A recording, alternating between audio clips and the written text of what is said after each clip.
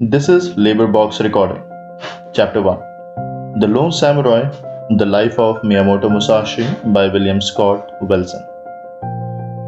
About the book: Miyamoto Musashi, 1584 till 1645, was a legendary samurai known throughout the world as a master swordsman, spiritual seeker, and author of the classic book on strategy, The Book of Five Rings. Over 350 years after his death, Musashi and his legacy still fascinate us and continue to inspire artists, authors, and filmmakers.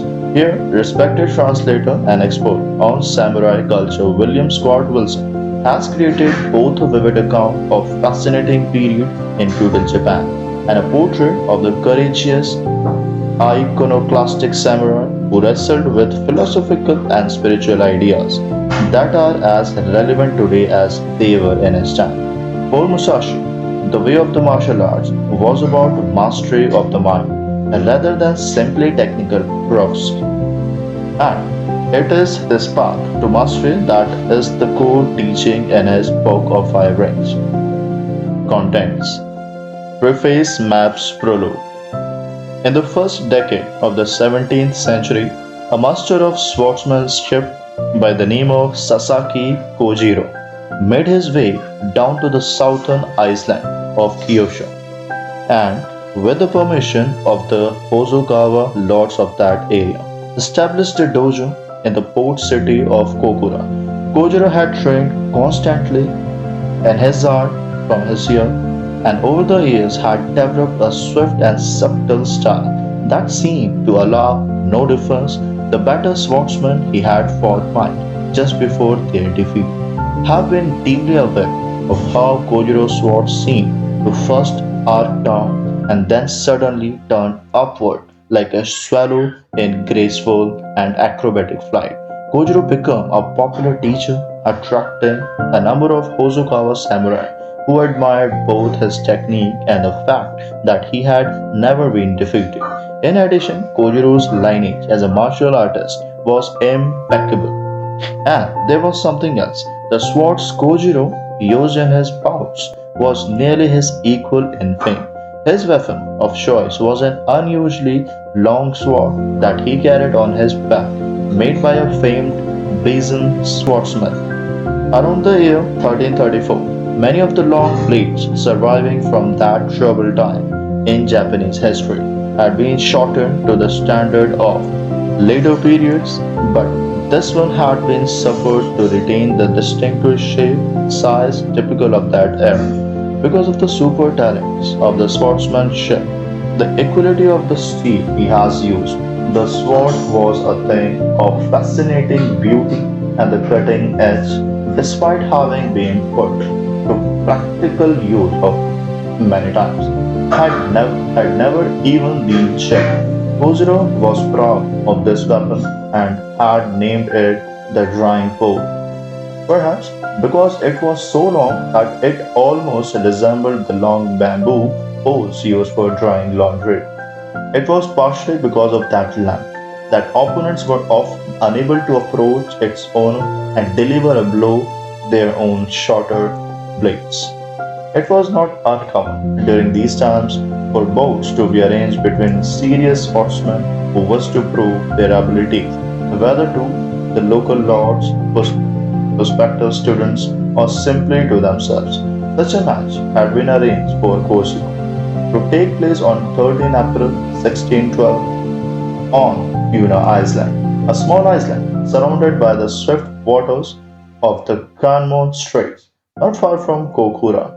His opponent, a man known as Miyamoto Musashi, was known to be undefeated as well, but no one knew much about his style or his lineage, and he had a reputation for being uncapped and even unpredictable.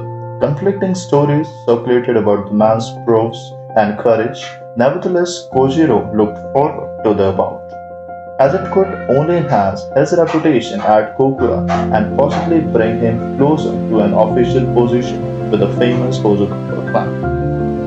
On the appointed day, Kojiro was rowed over to Puna Island from Kokura.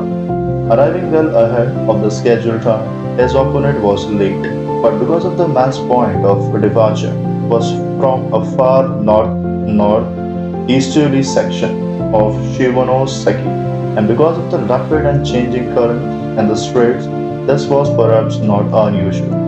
Considering Kojiro's possession of the unique sword and the method with which he used it, he likely wondered, as he waited, what kind of sword his opponent would carry. This musashi was supposedly something of an itinerant and without many possessions. But what would that mean in terms of the weapon used? No one in Kojiro's entourage had any idea. But considering the mistake surrounding the drawing pole, its provenance, and the technique of its owner, no one cared much either. Still, Kojiro must have wondered, since he knew that the soul of a swordsman was bound up in the weapon he carried at his side. After a long wait, some loss of patience on Kojiro's part, Musashi's boat finally came into view. As it approached the island and his opponent stepped out into the shallow, Kojiro squinted into the glare from the bright waters to appraise the man, the blade he had brought. As his eyes focused on the 4-foot wooden sword Musashi had just carved from an oar, Kojiro's first thought could only have been, "Who is this?" Kojiro might well have been indignant. The sword was considered the soul of the warrior, and just as opposing combatant would proudly declare their personal lineage before a fight, they also took great pride in carrying weapons that had distinguished histories. Kojiro was a traditionalist in this sense, and his indignation at being challenged with a carved oar can be understood. Kojiro personified the deed of sportsman his day. His lineage was impeccable and his teacher well known. Through disciplined training, he had created his own seemingly flawless style. He had won the approval of the highly respected Kawa clan and been allowed to establish a school in Kokura, and he appeared to be on his way to becoming the official sword instructor to that clan. Above all, Kojiro respected the sword and technique, both of which were part of the mythology of Japan. In myth, the very islands of the country were created by ocean water driven from. A blade and techniques and styles were taught by gods and demons. Through his success in all the traditional aspects of the culture, the sword, Kojiro was an inspiration to his many devoted disciples and the numerous swordsmen all over Japan who had heard of his rise to fame. Musashi was a swordsman of an entirely different stride. Seeming to have appeared out of nowhere, he claimed no teacher, no school, no lineage. Like the poets Seikyu and Basho, the painter Fujai, and the sculptor Enko, he was a peripatetic, never entering into a long-term contract of service with the local lord or even marrying or settling down. As he roamed the length and breadth of Japan, Musashi trained himself in the power of observation, intuition, which he valued far above technique to an extraordinary degree. The results of this discipline were manifested in both his swordsmanship and his art.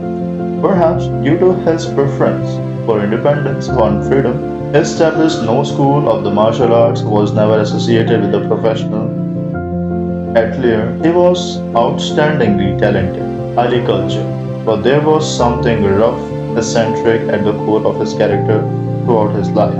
He died surrounded by his few disciples, but he was fundamentally a loner.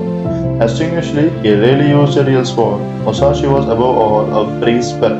This was reflected in his avoidance of service to a single daimyo. Even though he was on excellent terms with a number of highly respected clans, it was also reflected in his transcendence, the warrior's ancient idealization of the sword and technique. While he respected the sword, he was not fixated on it and would happily take up anything and when he confronted by an opponent. He encouraged a disciple not to have preferences or to rely on anything, including the sword, the very soul of the samurai.